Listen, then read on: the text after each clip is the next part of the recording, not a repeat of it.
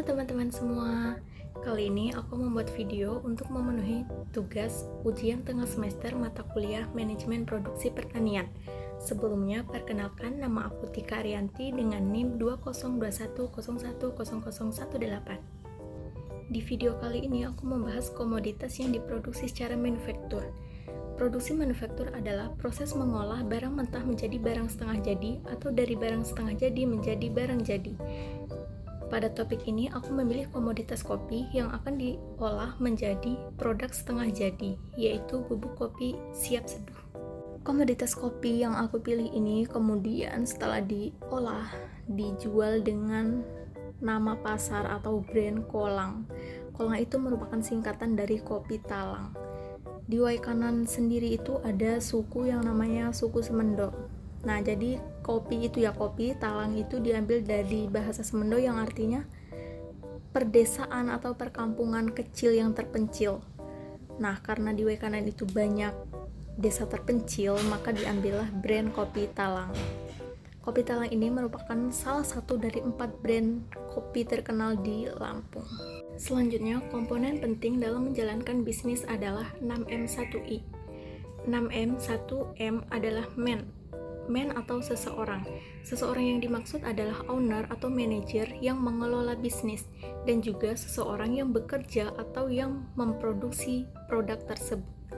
Nah, dalam pengolahan kolang ini, yang menjadi manajer adalah pemiliknya sendiri. Jadi, pemiliknya itu berperan menjadi owner sekaligus manajer. Selanjutnya, kalau untuk yang memproduksi itu masih dalam keluarga, jadi dipilih seseorang yang benar-benar sudah paham tentang pembuatan kolang. M yang kedua adalah materials.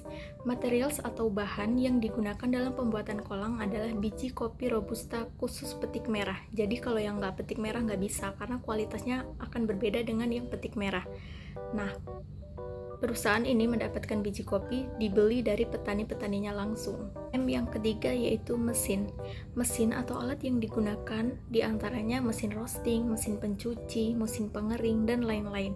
Penggunaan mesin ini memerlukan kemampuan atau keterampilan khusus. Maka dari itu yang bekerja harus yang benar-benar memahami tentang mesin ini.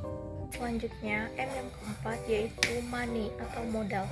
Dalam memproduksi kolang ini, pemiliknya menggunakan uang sendiri sebagai modal. Kemudian M yang kelima adalah market. Market atau pasar di sini meliputi target pasar dan target konsumen. Nah, kolang ini tidak hanya fokus di pasar di Waikanan saja, namun juga di seluruh Indonesia. Karena kolang ini juga bisa dibeli secara online di Shopee, Bukalapak, Tokopedia, dan lain-lain. Untuk target konsumennya mulai dari remaja hingga orang dewasa. Kemudian M yang terakhir yaitu metode atau cara produksi. Misalnya mau mengolah produk atau biji kopi ini menjadi light, medium, atau dark. Nah, namun, sebagus apapun metode atau cara produksi yang sudah ditetapkan, kalau yang mengolah itu tidak bisa, hasilnya akan tidak bagus. Jadi kembali lagi ke pertama, bahwa dalam penggunaan mesin dan metode, kita harus memilih seseorang yang benar-benar paham untuk melakukan pekerjaan tersebut. Kemudian, komponen yang terakhir adalah I. I adalah information. Kolang memiliki sistem informasi yang sudah cukup bagus. Semua proses produksinya terdokumentasi dengan baik dan mudah dianalisis data penjualannya. Selanjutnya yaitu random fluctuation. Random fluctuation itu adalah hal-hal acak yang bisa mempengaruhi proses produksi. Nah, ada 2 hal yang bisa mempengaruhi hasil produksinya, yaitu proses roasting dan kualitas biji kopi. Kemudian pada bagian sebelah kiri itu ada input atau masukan yang digunakan untuk memproduksi ini, yaitu yang pertama biji kopi sebagai bahan mentah, yang kedua tenaga kerja, yang ketiga bangunan sebagai tempat produksi, yang keempat alat atau mesin yang digunakan, kemudian yang kelima owner atau manajer yang mengelola bisnis tersebut.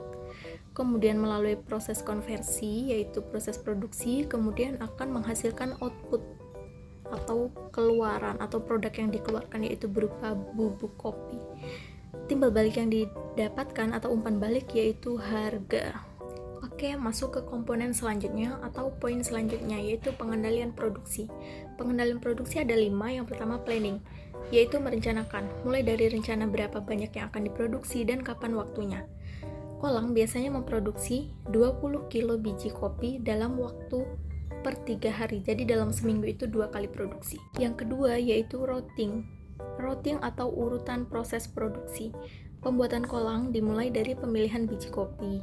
Jadi disortir dulu, kalau ada bijinya yang jelek itu dibuang, khusus dipilih yang bagus-bagus saja. Setelah dipilih itu dicuci, kemudian dikeringkan. Setelah kering baru bisa di roasting. Setelah di roasting, tunggu agak dingin dulu baru bisa digiling menjadi bubuk. Nah, setelah bubuknya dingin baru bisa dikemas. Yang ketiga yaitu scheduling. Scheduling atau jadwal produksi. Kolang diproduksi setiap hari Senin dan Kamis, jadi dengan jadwal 2 kali dalam seminggu. Yang keempat yaitu dispatching atau perintah untuk memulai proses produksi.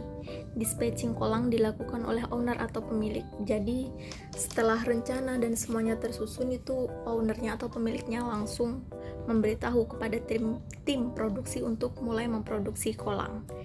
Kemudian poin yang kelima adalah follow up, yaitu tindakan lanjut dari poin 1 hingga poin 4. Kemudian untuk sistem produksi, kolang ini menggunakan aliran produksi flow shop atau yang berurutan. Jadi kan seperti yang sudah dijelaskan tadi, bahwa prosesnya itu mulai dari pemilihan biji kopi dan sampai ke proses pengemasan. Nah, itu setiap produksi itu melalui tahapan yang sama, jadi harus melewati mesin-mesin yang sama. Selanjutnya yaitu hubungan sistem produksi, sistem manufaktur, dan sistem perusahaan. Sistem produksi di sini meliputi perencanaan produksi, pengendalian produksi, dan proses produksi. Perencanaan produksi berpengaruh kepada sistem manufaktur atau pada proses pengolahannya, yaitu setelah kita merencanakan produksi, kita akan menentukan berapa varian ukuran yang akan dijual, apakah 100 gram, 200 gram, dan lain sebagainya. Kemudian poin yang kedua adalah pengendalian produksi. Seperti yang sudah kita bahas sebelumnya, bahwa pengendalian produksi itu ada 5 poin.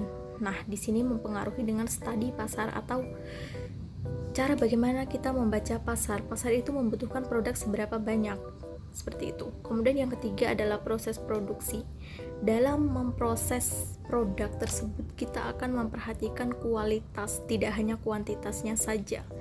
Kemudian hubungannya dengan sistem perusahaan dari ketiga poin ini, yaitu bagaimana perusahaan memanage atau mengatur semuanya, mengatur kualitasnya, mengatur produksinya, mengatur keuangannya, dan mengatur personalia atau perorangan yang bekerja di perusahaan tersebut. Oke teman-teman, semuanya sudah dibahas satu persatu, semua komponennya dan semua substansi videonya. Jadi sekarang sudah selesai, saya mau pamit, sampai jumpa di video berikutnya. Salam, bye bye.